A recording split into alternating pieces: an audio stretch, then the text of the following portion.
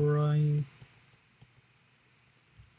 factorization of a number.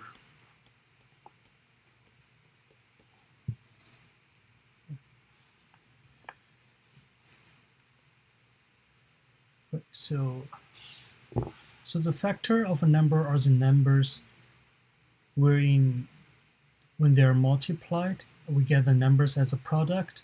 Example would be if there's a number 6, then its factors can be 2 and 3, since we get the 6 when we multiply these numbers. And normally, the prime numbers are numbers which have no factors except for one themselves. And so whenever we come across the questions ask you to do the prime factorization, its final form should always looks like this. K is equal to A times B times C. And where A, B, C are prime numbers. So it's like 2, 3, 5, all those prime numbers. And so to get the prime factorization of a number, we have to start thinking of two factors of the number first, and then we split the factors into other factors until we get all the factors as prime numbers. Right. So now I'm gonna use an example to explain. So let's say I want to find out the prime factorization of 100. So prime factorization of 100. Right.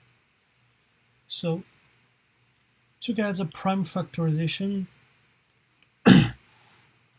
of this, we start to expressing it as a product of 50 and 2. So 100 is equal to 50 times 2. And then we realize that, oh, 2 is a prime number, so we can just leave it there. But 50, there are still other factors can factor 50.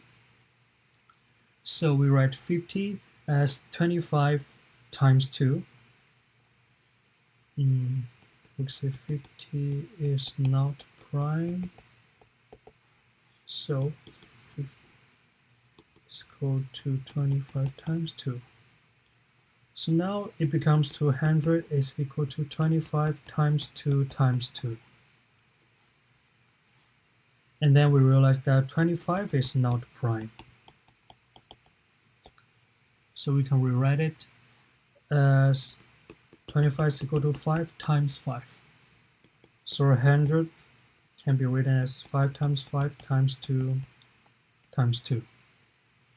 Yeah, and we'll stop here since all the factors are not prime numbers, because 2 is prime numbers, 5 is prime numbers. Right.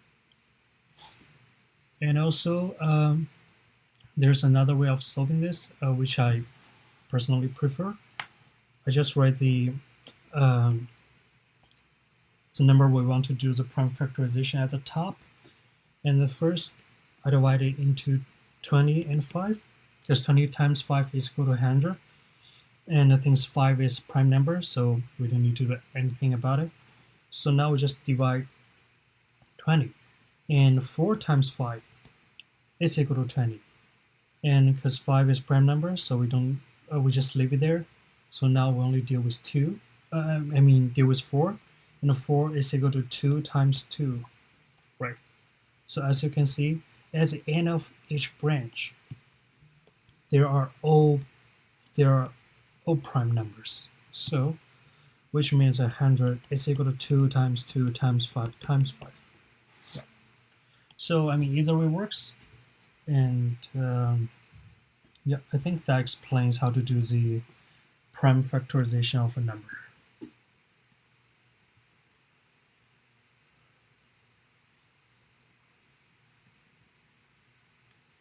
Yeah. So he used 360 here as an example. I'll just go over the example the junior tutor got. So he said, if we need to get the prime factorization of 360, we can start by thinking two factors, and then you choose 60 and 6, which neither 60 or 6 are prime numbers, so we need to find other factors to factor those. And yep, he says 60 also has factors as 30 and 2, and 6 can be expressed by 2 and 3. Yep. So 2 and 3 are prime numbers. We don't need to worry about that anymore. So now we only deal with 30. And a 30 has a factor of 6 and 5. Right. So because 5, 2, 3 are prime, but 6 we can still find factors, which 6 equal to 2 times 3, which 2 and 3 are factors of 6. So we just write that down. And yeah, 360 is equal to 2 times 3 times 5 times 2 times 2 times 3. And yep, you stop there since all the factors are not prime numbers. And yeah, I think that is cool.